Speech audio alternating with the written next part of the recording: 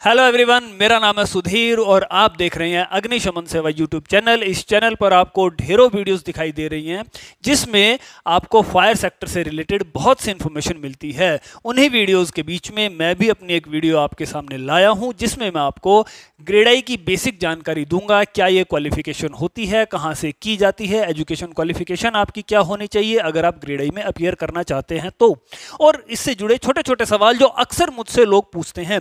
हालांकि मेरा जो YouTube चैनल है जिसका नाम है ग्रेड आई फायर, उस पे संपूर्ण जानकारी है, ढेरों वीडियोस हैं उस पे जिसमें मैं स्पेशली ग्रेड आई की कोचिंग से रिलेटेड सारी बातें करता हूं। और अगर आप पेड मेंबर बनते हैं, मुझसे ग्रेड आई की कोचिंग लेते हैं, तो उसके लिए एंड्रॉयड एप्लीकेशन पर आप जा सकते हैं, वो एक डिफरेंट मैटर हो गया। यहां पर मैं आपको बेसिक जानकारी दूंगा।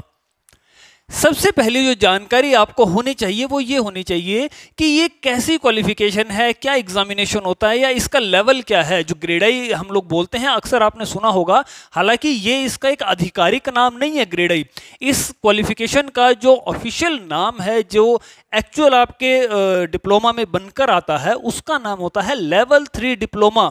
ये किया जाता है यूके के एक इंस्टीट्यूट से, यूनाइटेड किंगडम के एक इंस्टीट्यूट से, the institution of fire engineers, जो कि 100 साल से भी ज्यादा पुराना एक इंस्टीट्यूशन है जो कई देशों में फैला हुआ है। और हर साल जो है मार्च के मंथ में ये लोग एग्जामिनेशन कंडक्ट कराते हैं और इंटरनेशनली रिकॉग्निशन इसकी क्वालिफिकेशंस की होती है। ना केवल ये लेवल 3 डिप्लोमा की क्वालिफिकेशंस कराते हैं, बल्कि और भी ढेरों क्वालिफिकेशंस जो हैं डिफरेंट डिफरेंट लेवल्स की जो हैं वो कराए जाते हैं। लेकिन इंडिया में the most famous qualification is level 3 qualification, जिसको हम लोग ग्रेड आई बोलते हैं या ग्रेजुएटशिप एग्जामिनेशन बोलते हैं।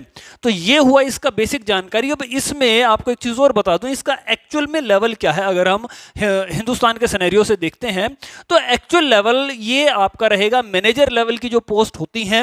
अगर आपको फायर सेक्टर में ऊंचे दर्जे की जॉब्स करनी है, जो मैनेजर लेवल या इससे ऊपर के लेवल्स होते हैं, तो वहां ग्रेड आई एग्जामिनेशन जो है वो आपको बहुत हेल्प करेगी। ना केवल प्राइवेट सेक्टर में, सेमी गवर्नमेंट सेक्टर में भी, गवर्नमेंट सेक्टर में भी जो आपकी ऑफिसर लेवल की जॉब होती है वहां पर भी ग्रेड आई जो है वो मांगी जाती है। इसके अलावा अगर आपको इंटरनेशनली भी कहीं पर जॉब करनी है ऊंची पोस्ट पर, तो वहां पर भी ग्रेड आई जो है which is called level 3 diploma. हम लोग अपनी साधारण भाषा में ग्रेड आई शब्द का इस्तेमाल करते हैं, बट एक्चुअल में जब आप इस एग्जामिनेशन को देंगे तो इसका नाम होता है लेवल 3 डिप्लोमा, जिसको हम लोग ग्रेड आई बोलते हैं। तो ये आपको हर एक तरीके की ऑर्गेनाइजेशन में काम आएगी। इसके बाद हम लोग बात करते हैं कि किन लोगों को ये क्वालिफिकेशन अचीव करनी चाहिए। बेसिकली मैं बताऊं, अगर आप फायरमैन लेवल पर भी काम कर रहे हैं तो भी आपको ग्रेड आई करनी चाहिए। रीजन यही है कि आपका साल दर साल जॉब का एक्सपीरियंस तो बढ़ता जा रहा है, लेकिन अगर आप ग्रेड आई भी साथ के साथ करेंगे तो आपका एजुकेशन क्वालिफिकेशन लेवल भी बढ़ेगा। जब एक्सपीरियंस प्लस क्वालिफिकेशन दोनों मिलती हैं तब आपकी प्रमोशन, आपकी तरक्की होना तय हो जाता है। अगर आप छोटे लेवल पर भी काम कर रहे हैं, फायरमैन, फायर टेक्नीशियन लेवल पर भी हैं या फायर अफसर लेवल पर भी हैं, तब भी आप ग्रेड आई को कीजिए। आप मैनेजर, सीनियर मैनेजर लेवल तक जो है जरूर जा सकते हैं। और बहुत सी ऐसी इंडस्ट्रीज भी हैं जहां पे और हायर लेवल पर भी आपको अपॉइंट किया जाता है आफ्टर कंप्लीटिंग ग्रेड आई। अब अगर बात करें कि ग्रेड आई की एग्जामिनेशन देने के लिए बेसिक एजुकेशन क्वालिफिकेशन क्राइटेरिया क्या होना चाहिए, तो इसमें the institution of fire engineers आपसे कोई भी क्वालिफिकेशन नहीं मांगता है। चाहे आपने पीएचडी लेवल तक में स्टडी की हुई है या फिर आप 10th पढ़ रहे हैं, दोनों ही कैंडिडेट जो हैं 100% एलिजिबल हैं। अगर आप फॉर्म फिल करेंगे, अपना एप्लीकेशन फॉर्म सबमिट करेंगे, तो आप 100% एलिजिबल हैं, आपका एग्जामिनेशन होगा ही होगा। किसी भी क्वालिफिकेशन को रखने वाला व्यक्ति इस एग्जामिनेशन को कंडक्ट कर सकता है। आपको यह नहीं सोचना कि मैंने तो जस्ट +2 की है, मैं एग्जामिनेशन दे सकता हूं कि नहीं। 100% दे सकते हो। फायर में आपकी अगर क्वालिफिकेशन अच्छी है तो भी दे सकते हो, बिल्कुल भी नहीं है तो भी दे सकते हो। Anybody and everybody can apply for this examination.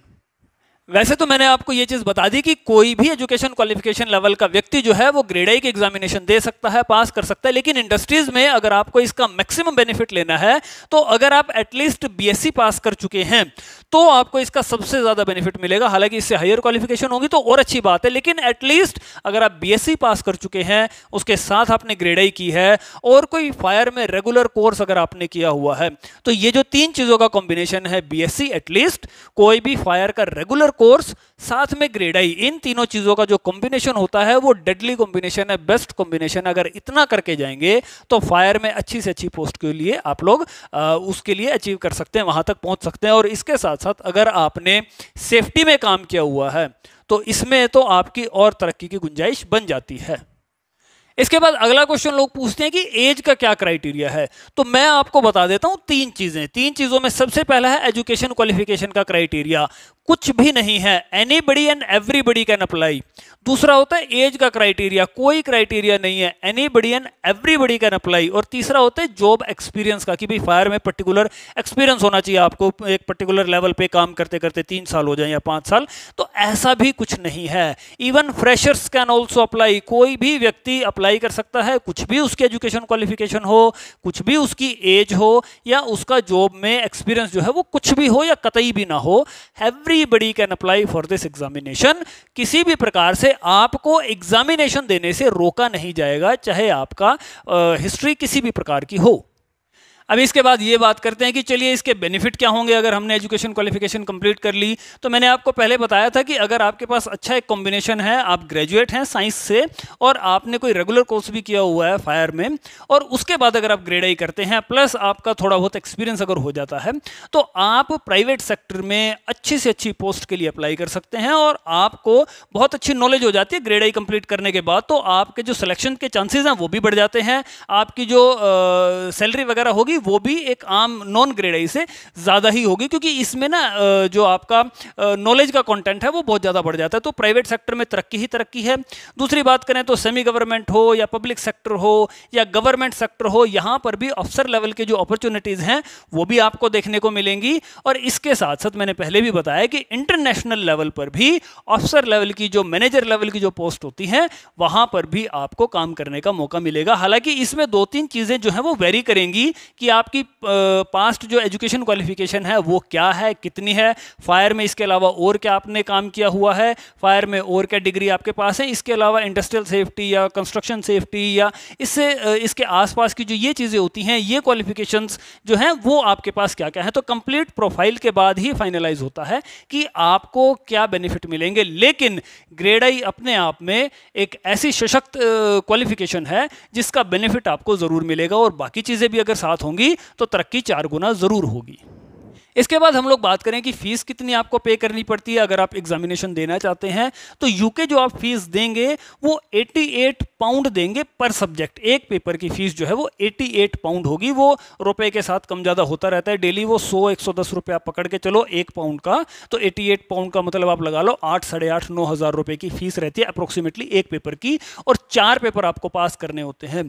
तो इसको आप मल्टीप्लाई करके देख लेना, 30-32 हज़ार रुपये के आसपास आपकी फीस बनती है अगर आप 4 पेपर देते हो। हालांकि इकट्ठे देने की कोई जरूरत नहीं होती पेपर, अगर आप 2 पेपर की तैयारी कर चुके हो तो 2 पेपर आप की फीस दोगे और 2 ही पेपर की आपकी जो है वहां पे सीटिंग अरेंजमेंट होगा। 2 ही पेपर आप एक साल में दोगे, नेक्स्ट ईयर फिर बाकी के बचे हुए 2 पेपर दे दो, फेल हो गए तो दोबारा से फीस आपको देनी पड़ती है।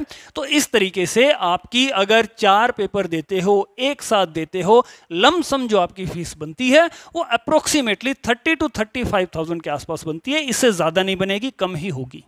और अगर इसमें हम लोग बात करें कि हमें क्या मिलेगा, आपको कुछ नहीं मिलेगा, आपको सिर्फ एग्जामिनेशन देने की परमिशन मिलेगी। ना तो आपके लिए कोई बुक्स आएंगी, ना ही आपके लिए कोई कोचिंग अरेंजमेंट किया जाएगा, कुछ नहीं होगा, सारी जिम्मेदारी आपकी होगी। और वो जिम्मेदारी अगर आप नहीं उठा पाते या खुद से तैयारी नहीं कर पाते, आपको नहीं लगता कैसे मैं इसकी तैयारी करूं, कैसे मैं पास हूं, तो आप मुझसे संपर्क करना। मैं पिछले 3-4 साल से सक्सेसफुली सैकड़ों स्टूडेंट्स को पढ़ा रहा हूं, ना केवल हिंदुस्तान में, हिंदुस्तान के बाहर भी, और बहुत गजब के रिजल्ट उन सभी लोगों के आ रहे हैं। मैं पेड कोचिंग प्रोवाइड कराता हूं पूरे हिंदुस्तान में, बहुत से लोग इसका बेनिफिट उठा चुके हैं। हिंदुस्तान के बाहर के भी लोग जो हिंदी समझते हैं, यहां के लोग जो बाहर गए हैं, तो वो लोग भी जो है वो मेरी कोचिंग का बेनिफिट उठाते हैं। अगर आपको कोचिंग चाहिए तो बहुत सशक्त कोचिंग जो है वो आप मुझसे प्राप्त कर सकते हो। मेरे यूट्यूब चैनल से आप सारी जानकारी ले पाओगे।